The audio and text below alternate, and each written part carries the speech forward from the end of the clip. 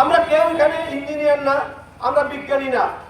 তাহলে উনি বলতে পারতেন, এই সংসদের মধ্যে বলতে পারতেন যে বিশেষজ্ঞ দিয়ে, যারা এই সমস্ত ব্যাপারে বিশেষজ্ঞ তাদেরকে দিয়ে সম্ভাব্যতা যাচাই করে যেখানে সম্ভব সেখানে টানেল নির্মাণ করা হোক।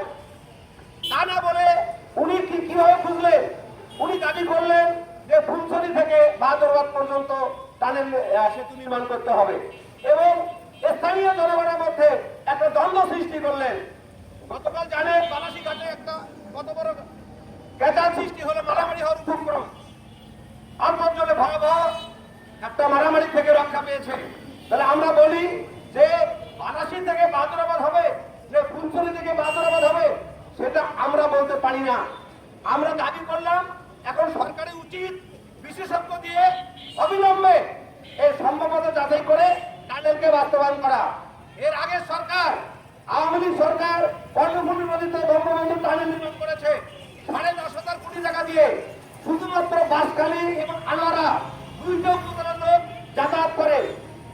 ওখানে লস আইটেম, আমি নিজে গিয়েছি টানেল দিয়ে, চট্টগ্রাম পতঙ্গা থেকে আমি আনোয়ারা গিয়েছি। বন্ধুগণ, ওখানে 40 লক্ষ টাকা ডেইলি লোকসান হচ্ছে সরকারের।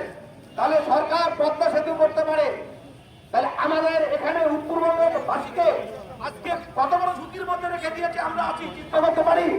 এই যমুনা ব্রিজ, আমি আবার বলছি, একবার ভেবে দেখেন, কোন কারণে যমুনা ব্রিজ যদি ধ্বংস হয়ে যায়, নষ্ট হয়, তাহলে আমরা দক্ষিণবঙ্গ থেকে, রাজধানী থেকে আমরা গোটা উত্তরবঙ্গ বিচ্ছিন্ন হয়ে যাব। কত বড় বিপজ্জনক অবস্থার মধ্যে আমরা আছি।